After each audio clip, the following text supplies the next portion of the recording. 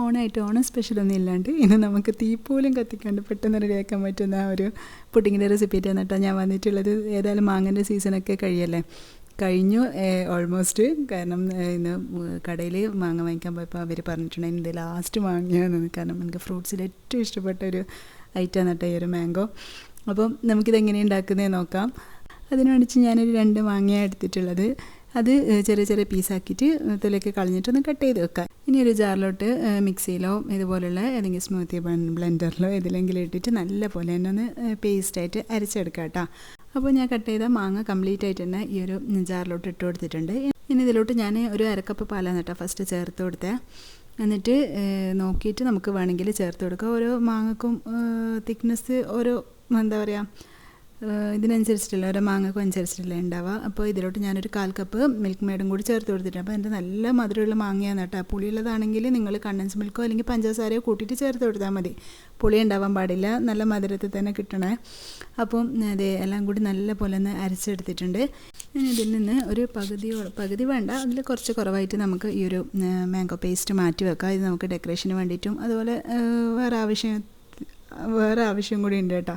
അപ്പോൾ പകുതിയല്ല, അതിൽ കുറച്ച് കുറവായിട്ട് ഞാൻ മാറ്റിയിട്ടുണ്ട്. ഇനി ഇതിലോട്ട് 1/2 കപ്പ് പാലും അതുപോലെ തന്നെ കുറച്ചുകൂടെ പഞ്ചസാരയും കൂടി ഇട്ടിട്ട് നമ്മൾ പാലും കൂടി ചേർത്തതല്ലേ, നല്ല മധുരത്തിൽ തന്നെ അടിച്ചെടുക്കുന്നുണ്ട്.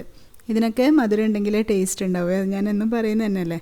അപ്പോൾ മധുരമൊക്കെ നോക്കുക, എന്നിട്ട് അതിനനുസരിച്ചിട്ട് പാലും പഞ്ചസാരയൊക്കെ ചേർക്കുക, അല്ലെങ്കിൽ കണ്ടൻസ് മിൽക്കാനോ നിങ്ങൾക്ക് വേണമെങ്കിൽ ചേർത്ത് കൊടുക്കാം കേട്ടോ. അതിൻ്റെ കുറച്ചൊരു ലൂസ് കൺസിസ്റ്റൻസിയിൽ നമുക്കിതൊന്ന് അടിച്ചിട്ടെടുക്കണം. അപ്പോൾ അതങ്ങ് സൈഡിലോട്ട് മാറ്റി വെക്കുക. ഇനി നമുക്ക് 1 കപ്പ് ഫ്രഷ് ക്രീമാണ് വേണ്ടത്. അതിൽ നിന്ന് ഞാനൊരു 1/4 ഭാഗത്തോളം മാറ്റി വെച്ചിട്ട് ബാക്കി കംപ്ലീറ്റ് ആയിട്ട് തന്നെ ഇതിലോട്ട് എടുത്തിട്ടുണ്ട്. ഇനി ഇതിൽ മധുരത്തിന് ആവശ്യമായിട്ടുള്ള ഞാൻ ഒരു കണ്ടൻസ് മിൽക്ക് കംപ്ലീറ്റ് ആയിട്ട് തന്നെ എടുത്തിട്ടുണ്ട് കേട്ടോ. ഒരു 3/4 കപ്പോളൊക്കെ തന്നെ ഇതിലോട്ട് ഒഴിച്ചു കൊടുത്തിട്ടുണ്ട്.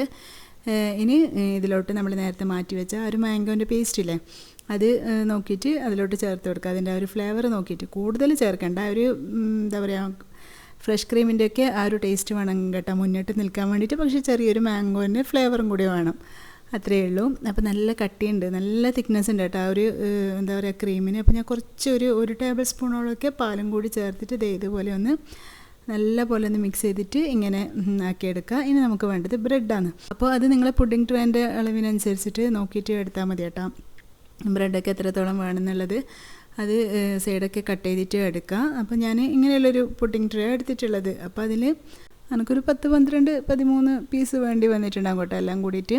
സൈഡൊക്കെ കട്ട് ചെയ്തിട്ടൊക്കെ വെക്കുമ്പോൾ ഇനി ഇതിൻ്റെ മുകളിലായിട്ട് ഞാൻ നമ്മൾ നേരത്തെ മിക്സ് ചെയ്ത് വെച്ചിട്ടുണ്ടായിട്ടില്ലേ ഫ്രഷ് ക്രീമിൻ്റെയും ഒക്കെ കണ്ടൻസ് മിൽക്കിൻ്റെയൊക്കെ മിക്സ്, അത് ഇതിൻ്റെ മുകളിലായിട്ട് ഒഴിച്ചു കൊടുക്കുക. അത് നിങ്ങൾക്ക് നോക്കിയിട്ട് ഒന്നെങ്കിൽ മറ്റേ നമ്മൾ അടിച്ച് വെച്ച് അത് ചേർത്ത് കൊടുക്കുക. ഇത് കുറച്ചൊരു ലൂസായതുകൊണ്ട് നല്ല പോലെ തന്നെ ആ ഒരു ബ്രെഡിലൊക്കെ അബ്സോർബ് ചെയ്തിട്ട് നല്ല ബ്രെഡൊക്കെ നല്ല സോഫ്റ്റായിട്ട് വരും കേട്ടോ.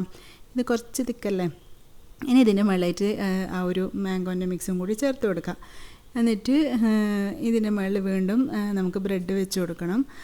നമ്മൾ നേരത്തെ സൈഡൊക്കെ കട്ട് ചെയ്തിട്ടില്ല, അപ്പോൾ അത് ഞാൻ പറഞ്ഞല്ലോ നിങ്ങൾ പുഡിംഗ് ട്രേ നോക്കിയിട്ട് അതിനനുസരിച്ചിട്ട് എടുത്താൽ മതി കേട്ടോ. ആദ്യമേ കട്ട് ചെയ്ത് വെക്കണ്ട, ആവശ്യമുള്ളത് നോക്കിയിട്ട് അങ്ങനെ സൈഡൊക്കെ കട്ട് ചെയ്തിട്ട് എടുത്താൽ മതി.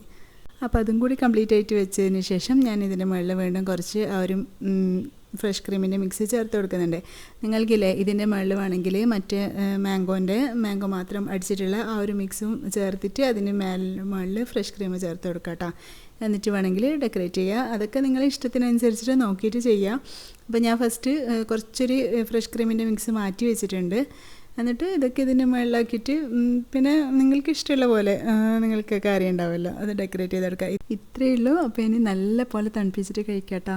നല്ല ടേസ്റ്റാണ്, വലിയ പണിയൊന്നും ഇല്ലല്ലോ. ആർക്ക് വേണമെങ്കിലും പെട്ടെന്ന് തന്നെ റെഡിയാക്കാൻ പറ്റുന്നേ ഉള്ളൂ. നമ്മൾ അറേബ്യൻ പുഡിങ്ങൊക്കെ ചെയ്തിട്ടുണ്ടായിട്ടില്ല, അതിൻ്റെ വേറൊരു വേർഷൻ കേട്ടോ. അതിൽ മാംഗോ യൂസ് ആക്കുന്നതെന്ന് മാത്രമേ ഉള്ളൂ.